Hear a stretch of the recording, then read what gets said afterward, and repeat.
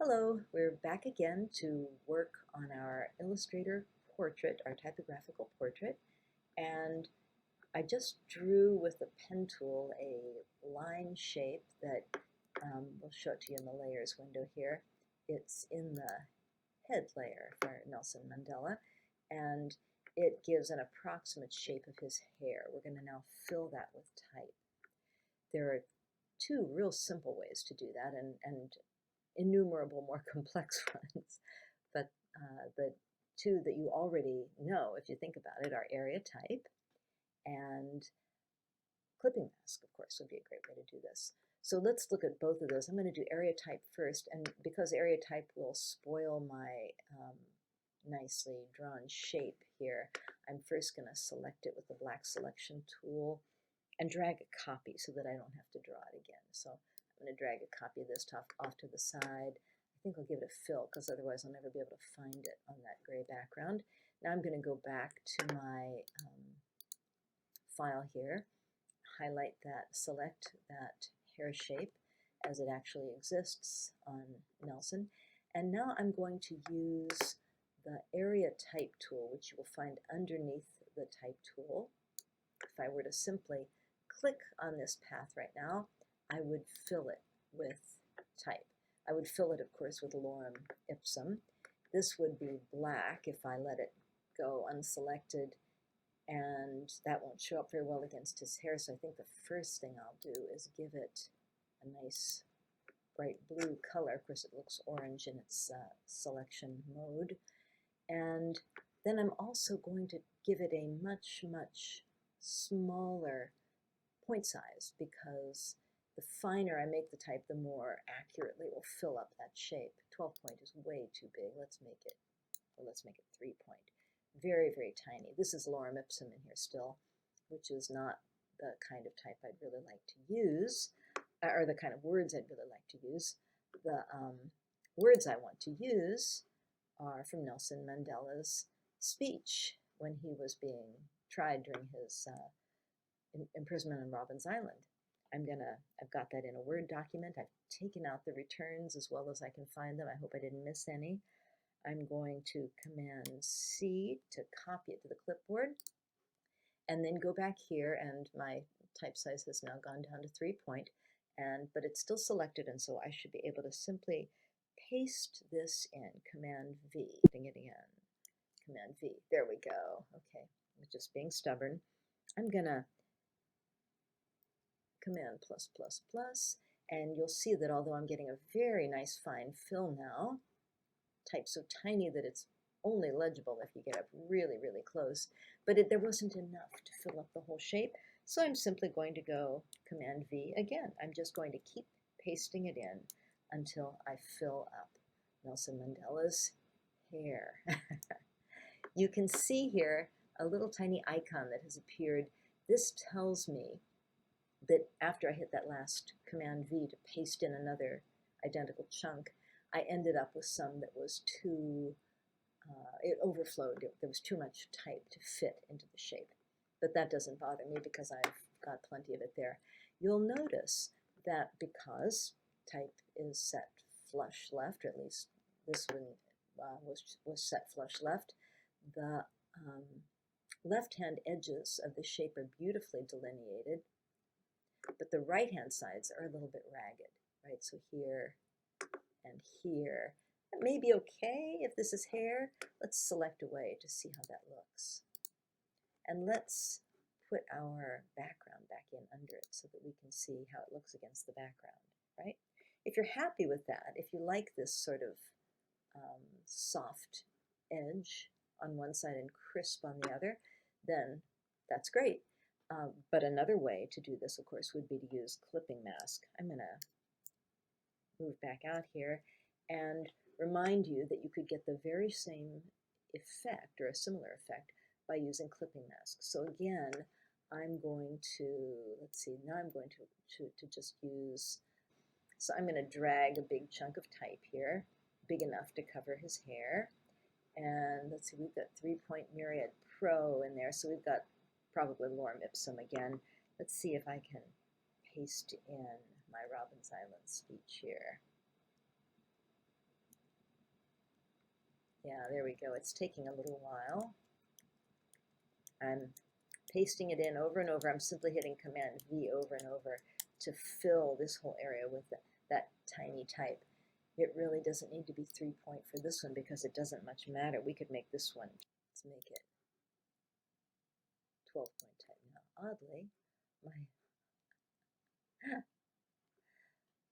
my font has changed. I don't know how I did that, but one never knows.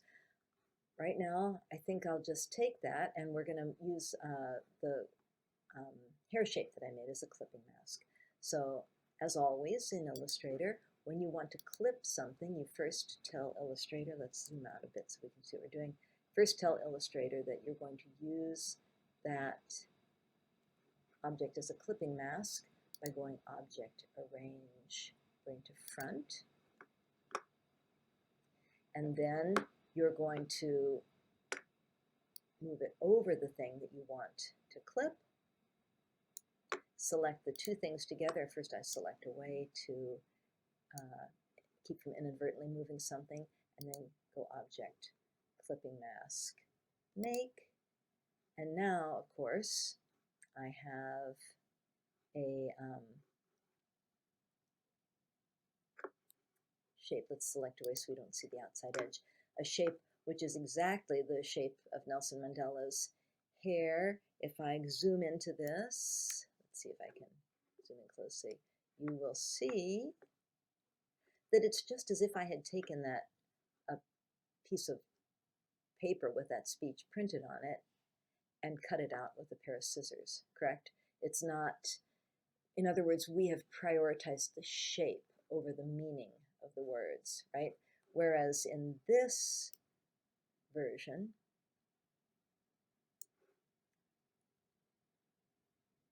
we have prioritized the meaning of the words over the shape. Every word is still there in full, and when we get to the end of a word, we return and start a new line. So that's two different ways of doing it, and it just depends on how important the words are to you and how important the shape is to you. I'm going to zoom out here a little bit.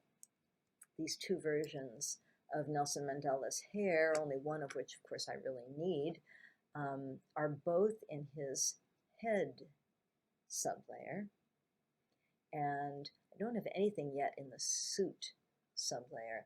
There are a couple other things that I want to show you in terms of what you can do with text.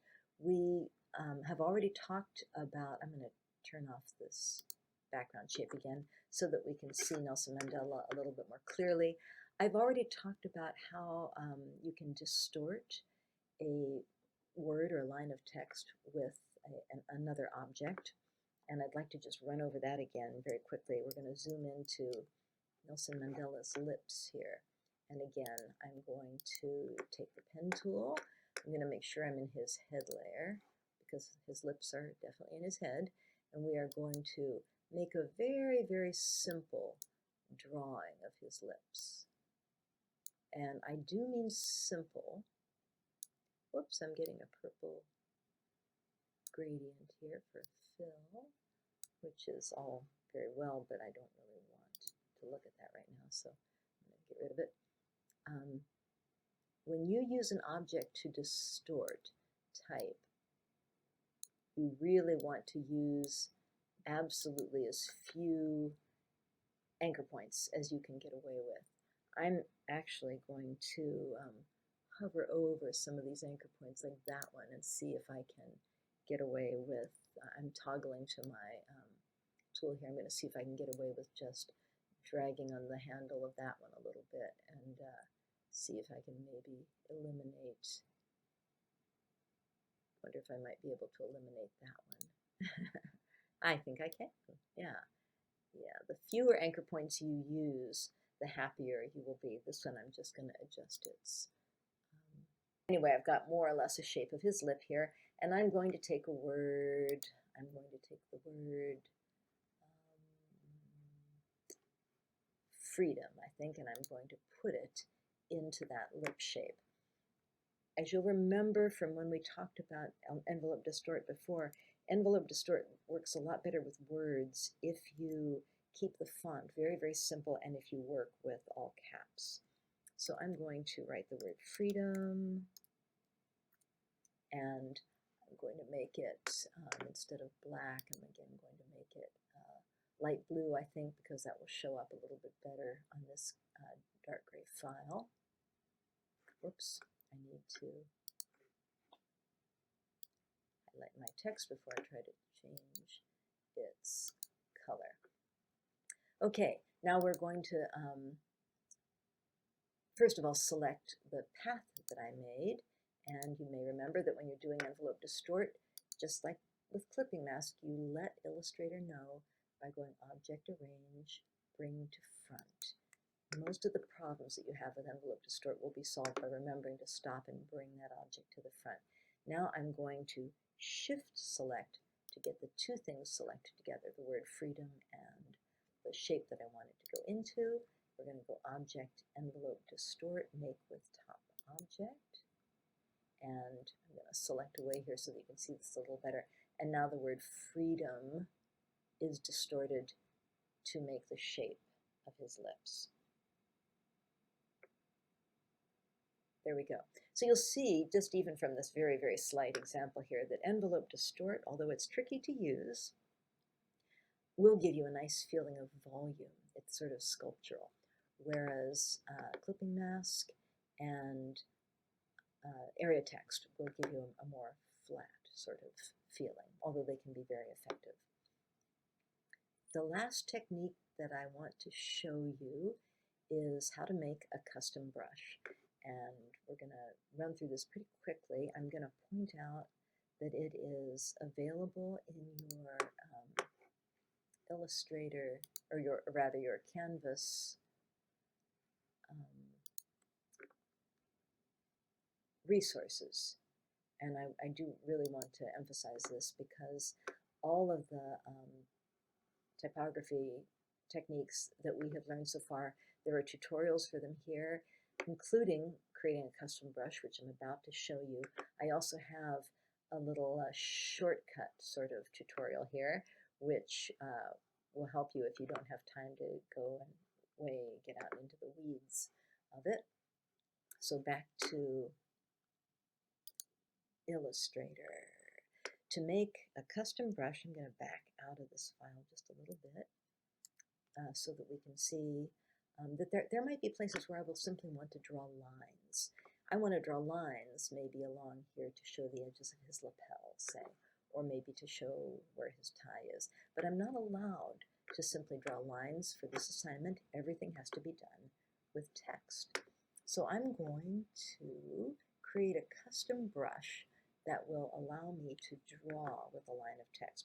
First, I have to create a line of text, and I'm very fond of Shakespeare, so I'm going to type. I'm going to type this a little bit bigger so that you can see it a little bit better. Let's make it 18 point. Whoops, and misspelled quality. That's no good. The Quality of Mercy from The Merchant of Venice.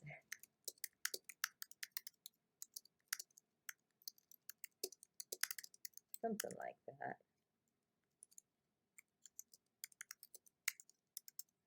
All right, we're going to take this line of text and we're going to convert it into a brush. First of all, I want to make sure that I didn't spell anything wrong. Oops, I meant to put a semicolon in there instead of an apostrophe. Once you convert this to a brush stroke, you won't be able to change the spelling of anything. It's no longer type, really. It's become an Illustrator algorithm.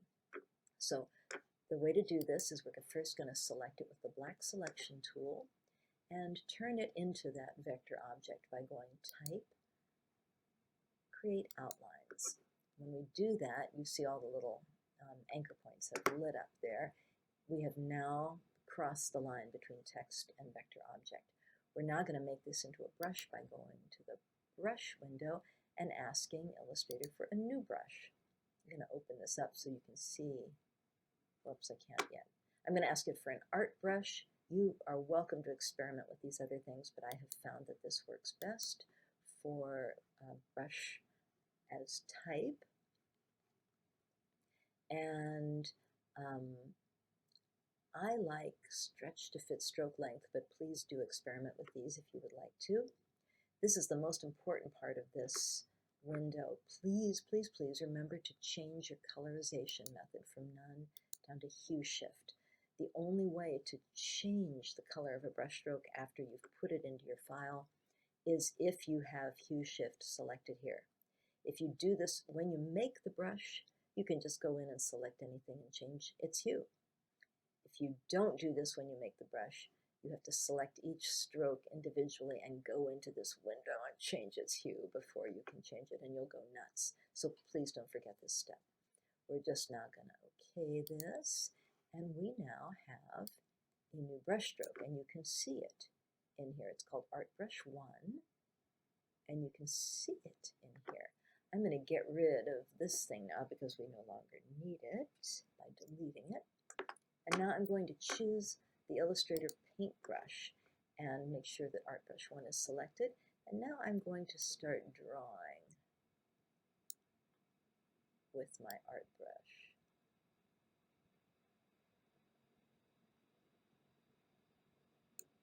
And if I zoom into these, or if I select them and change their color, I'm going to change the color of this one to bright blue again, because that one seems to show up well. Whoops, I just gave it a fill rather than a stroke. Didn't mean to do that.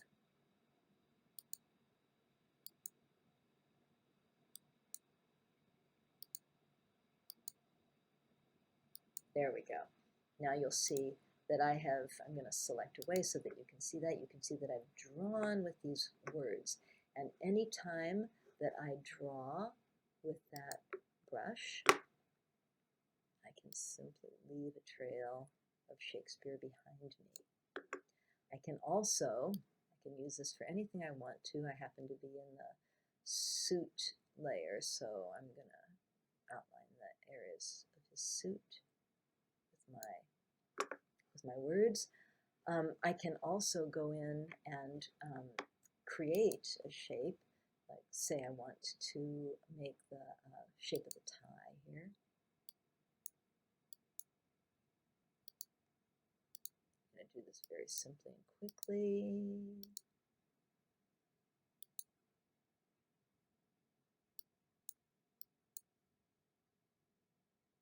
And I can give that tie a stroke just like I would any other shape that I might want to give a fill or a stroke to it. I can give it a fill with text, but with, as far as the stroke goes, I can give it this brush stroke. I'm going to select away so you can see it, and there is his tie outlined with the brush stroke, which I simply chose from my brush stroke palette. Right? I think we're going to stop there for now. I'm going to encourage you strongly to read the detailed instructions on the assignment, especially regarding the concept map, which is your page of, or pages of journaling, to get your text, and have fun working on your typographical self-portrait.